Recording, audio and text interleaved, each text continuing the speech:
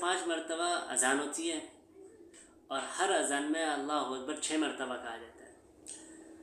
تو اللہ اکبر 6 مرتبہ سننے کے باوجود ہمارے دل میں اثر نہیں ہوتا کہ اللہ بڑا ہے، اللہ کی بڑائی بیان ہو رہی ہے. ہم اپنے کاموں میں، ہمارے بزنس میں ہم بزی رہتے ہیں، کہتے ہوئے نہیں ابھی پہلے ہمارا یہ کام ختم ہو جائے، ہمارا یہ کام ہے، ہمارا وہ کام ہے نا. ابھی بچوں کو اسکول چھوڑ دیں، ہے نا، تو ابھی بچوں کو اسکول سے لے آئیں. تو جتنے دنیاوی کام ہیں تمام کام اس میں گھسے ہوئے رہتے ہیں. ہم بھول جاتے ہیں اللہ کی بڑائی، بھول جاتے ہیں کہ بھائی اللہ بڑا ہے، ان سارے کاموں سے اللہ بڑا ہے، اللہ کی طرف جانا ہے، ابھی نماز کی طرف بلا رہے ہیں. ہم اپنے مسائل دکھاتے رہتے ہیں کہ نہیں بھائی ابھی ہمارا یہ کام ہے، وہ کام ہے، اس کام کو ختم کر لیں، اس کام کو ختم کر لیں نا. تو دیکھو اللہ سے بڑا کیا ہے؟ اللہ سے بڑا کچھ ہو سکتا ہے؟ کبھی نہیں ہو سکتا. ہم یہ مسائل دکھانے والے، اللہ کے حکم کو ٹالنے والے، ہے نا، اس کام کے اوپر اس کام کے اوپر، اس وجہ سے اس پر جیسے ہم جو ٹالتے ہیں، یہ ہم پہلے نہیں ہیں، ہم سے بھی پہلے بہت کر چکے ہیں، ہم پہلے کھلاڑی نہیں ہیں. تو یہودیوں کے زمانے میں ایک قتل ہوا تھا جس کا قاتل معلوم نہیں تھا. تو موسیٰ علیہ السلام کو اللہ نے وحی کے ذریعے حکم دیا، اللہ کو ظاہر کرنا تھا کہ بھئی کس نے قتل کیا. تو اللہ نے کہا کہ ایک بکرا ذبح کر لو. تو ان لوگوں نے بکرا ذبح کرنے کے بجائے کہ وہ ساتھ ہی ساتھ بکرا ذبح کر لیتے تو اللہ کا حکم پورا ہو جاتا. ان لوگوں نے اللہ سے سوال کیا کہ اللہ بتا دے وہ کیسا ہو، اس کا رنگ کیسا ہو، تو اس کے اوصاف کیسے ہوں، دکھنے میں کیسا ہو. تو ان لوگوں نے جتنے سوال کیا اللہ نے اتنی سختی بڑھا دی کہ بھئی پہلا رنگ بھی بتا دیا. پہلے کوئی سے بھی رنگ کر دیتے ہو جاتا، پھر اللہ نے بتا دیا زرد رنگ کا ہو تو اب زردی رنگ چاہیے گا. پھر اللہ نے کہہ دیا وہ کھیت میں کام کیا ہوا نہ ہو، جوان ہو، نہ بڑھاپے کی عمر کا ہو، نہ وہ ایک دم بچہ ہو، بیچ کی عمر کا ہو، ہے نا، کام کیا ہوا نہ ہو، کنویں میں جوڑا ہوا نہ ہو. تو ساری کی ساری ایک کے اوپر ایک شرط لگا دے گا. اور اگر وہ پہلا مان لیتے تو اللہ اتنی سختی نہیں کرتا.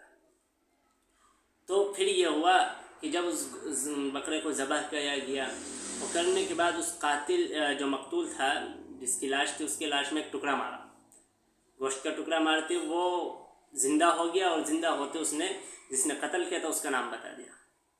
تو نام بتاتے ہوئے فوراً مر گیا. تو لہٰذا یہ مسئلہ یہ ہے کہ جب اللہ تعالیٰ کا حکم نہیں مانا جاتا، جب حکم آ گیا ہمارے سامنے اللہ کا تو ہمیں مان لینا چاہیے.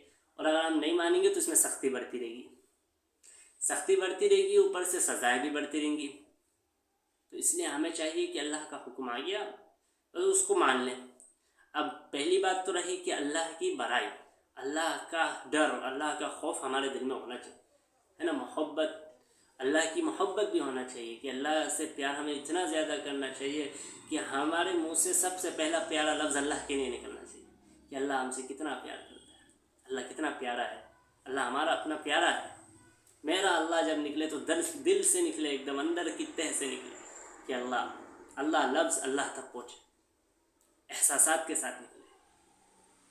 وہ اللہ لفظ کہتے اللہ 70 مرتبہ کہے کہ بھئی میرا بندہ کیا مانگ رہا ہے نا. تو یہ چیز ہوتی ہے، اللہ کے لیے رونا، اللہ سے پیار کرنا، اللہ سے دل لگانا ہمیں سیکھنا ہے. وہ شروعات نماز سے ہوگی، کیونکہ جب انسان پوری دنیا کو بھول کے نماز میں خالص اللہ تعالیٰ کے لیے کھڑا ہوتا ہے، پھر وہ جب اس کے اندر خشوع لاتا ہے نا. اللہ تعالیٰ نے مومنوں کی صفت میں سے یہ بھی صفت فرمایا. اما عائشہ رضی اللہ تعالیٰ عنہ سے پوچھا گیا کہ ہمارے نبی صلی اللہ علیہ وسلم کا خلق کیسا تھا، اخلاق کیسا تھا. تو فرمایا کہ وہ قرآن شریف کی جو آیات ہیں میں اللہ تعالیٰ نے مومنوں کی صفت بیان فرمائی ہے، وہی اللہ کے رسول صلی اللہ علیہ وسلم کا اخلاق تھا. وہ اخلاق کیا ہیں؟ کون ہے وہ مومن جو کامیاب ہو گئے؟ جو مومن کامیاب ہو گئے، ایسی کامیابی کی انتہائی کامیابی، جو فلاح پا گئے، جو جنت تک پہنچ گئے. تو اللہ کے رسول صلی اللہ علیہ وسلم کا اخلاق کیا تھا کہ جب وہ نماز میں کھڑے ہوتے تو خشوع کے ساتھ کھڑے ہوتے تھے. اللہ کے رسول صلی اللہ علیہ وسلم فرماتے ہیں کہ جس بندے کے ہاتھ میں خشوع نہیں، جسم میں خشوع نہیں، اس کے دل میں بھی خشوع نہیں. آج ہم نماز میں کھڑے ہو جاتے، کبھی ادھر کھجلاتے، کبھی ادھر کھجلاتے، تو کبھی 3 مرتبہ مچھر مارتے ہیں، تو کبھی یہاں سے کون جا رہا ہے، کہاں جا رہا ہے، سب کچھ دیکھتے رہتے.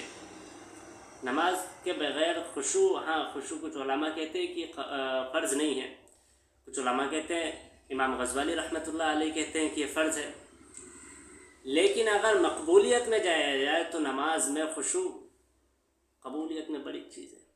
اگر خشوع نہ ہو تو شاید نماز قبول نہیں ہوگی۔ اللہ کے حبیب صلی اللہ علیہ وسلم فرماتے ایسی نماز جس میں دھیان ہی نہ ہو، نماز میں ادھر ادھر کے خیالات اور بے تکی نماز پڑھی ہو تو وہ اللہ تک نہیں پہنچ پاتی، فرشتے اس کو کالے کپڑے میں لپیٹ کے نمازی کے منہ پہ دے مارتے ہیں۔